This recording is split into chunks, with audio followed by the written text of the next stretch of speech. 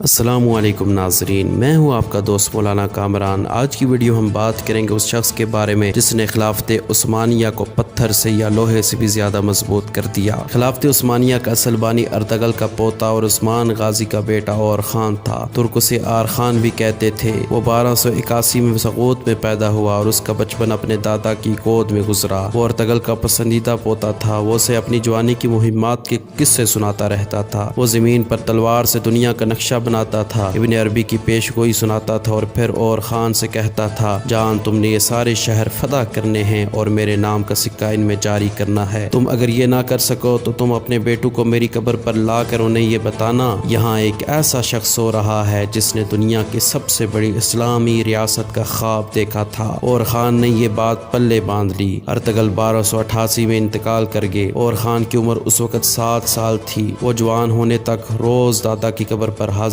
دیتے اور قبر کے سرہانے کھڑے ہو کر دادا کا خواب دہراتے۔ وہ عثمان غازی کے ساتھ مل کر سقوط کی دائیں بائیں موجودہ قلعے بھی فتح کرتے رہے۔ سن 1300 عیسوی میں علاقے کی چاروں بڑی ریاستیں زوال پذیر ہو گئی تھیں۔ سلجوق ریاست ختم ہوگی، ایوبی سلطنت کمزور ہو رہی تھی، بازنطینی امپائر کی اینٹیں بھی گر رہی تھیں اور منگولوں کا طوفان بھی سمٹ کر چین تک محدود ہو گیا تھا۔ ایشیا کوچک میں اس وقت گرے ہوئے قلعوں، خاک اڑاتے شہروں، بکھرے محلات اور گزرے وقت کے نوحوں کے سوا کچھ نہیں تھا۔ لیکن آپ قدرت کا معجزہ دیکھیے، اسی خون آشام دور میں دو نئی طاقتیں پیدا ہوگی۔ ازبکستان میں امیر تیمور نے جنم لیا اور ترکی میں ارطغرل کا خاندان سر اٹھانے لگا۔ امیر تیمور اور خان دونوں کے دور میں زیادہ فرق نہیں۔ امیر تیمور اور خان کے پوتے بایزدم یلرم کو 1402 عیسوی میں انگورا میں شکست دی تھی۔ یہ دونوں طاقتیں بحرین میں ابھریں اور یہ دیکھتے ہی دیکھتے تاریخ بن گئیں۔ اور خان نے 1326 میں عثمان غازی کے انتقال کے بعد اقتدار سنبھالا۔ عثمانی سلطنت اس وقت سقوط سے شروع ہوتی تھی اور 100 کلومیٹر بعد بورسا پہنچ کر ختم ہو جاتی تھی۔ لیکن اور خان نے اس کے باوجود نہ صرف اپنا سکہ جاری کیا بلکہ اپنی ریاست کا آئین، قانون اور بیوروکریٹک سسٹم بھی بنایا۔ یہ اور خان تھا جس نے اپنے دادا ارطغرل کی داستان لکھوائی اور اس کے نام کا سکہ جاری کیا۔ یہ وہی سکہ تھا جو آگے چل کر ڈرامہ سیریز ارطغرل کا محرک بنا۔ ارطغرل خاندان نے فیصلہ کیا تھا یہ اسلامی دنیا کے ساتھ چھیڑ چھاڑ نہیں کریں گے، ان کا فوکس بازنطینی ریاست ہوگی،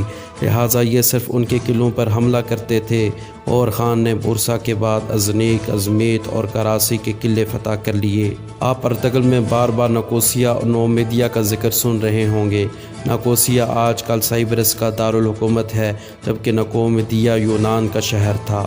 دونوں شہر 14ویں صدی میں اہم اور بڑے تھے اور خان نے یہ بھی فتح کر لیے۔ یہ اس کے بعد سابق سلجوق ریاست کے شمال مشرقی علاقوں کی طرف بڑھے اور آدھا انطولیہ بھی لے لیا اور پھر یہ آج کے ترکمانستان کی طرف مڑ گئے اور خاصا حصہ اس نے قابو کر لیا۔ بازنطینی حکومت اس سے گھبراتی تھی، چنانچہ بازنطینی بادشاہ جان ششم نے اس کے ساتھ امن معاہدہ کیا اور اپنی صاحبزادی اس کے عقد میں دے دی۔ یہ پہلا ترک سلطان تھا جس نے گیلی پولی اور انقرہ فتح کر لیے۔ اس نے گورنس کا اپنا ایک ماڈل بھی تخلیق کیا۔ آغوز قبائل جھنڈے کو سنجاق کہتے تھے اور خان نے ریاست کو مختلف صوبوں اور ضلعوں میں تقسیم کیا اور ہر ضلع دار کو مختلف رنگ کا جھنڈا دے دیا۔ ان جھنڈوں کی وجہ سے اس کے ضلع سنجاق کہلاتے تھے۔ اس نے ضلع داروں کو اپنی فوج بنانے، علاقے فتح کرنے اور ٹیکس جمع کرنے کے اختیار بھی دے دیے تھے۔ اس حکمت میں عملی کی وجہ سے اس کی فوج بھی مضبوط ہوگی اور عوام بھی خوشحال ہوگی۔ اس نے بے شمار مسجدیں، مدرسے، کارواں سرائے بنوائے اور وہ ایشیا کوچک کا پہلا حکمران تھا جس نے بورسا میں یونیورسٹی بنوائی۔ اور خان کے بعد اس کا بیٹا مراد اول سلطان بنا اور اس نے سلطنت عثمانیہ کو حقیقتاً سلطنت عثمانیہ بنا دیا۔ مراد 30 سال حکمران رہا۔ اس کی حکمرانی کی ویڈیو انشاءاللہ ہم عنقریب ہی آپ کے سامنے پیش کریں گے۔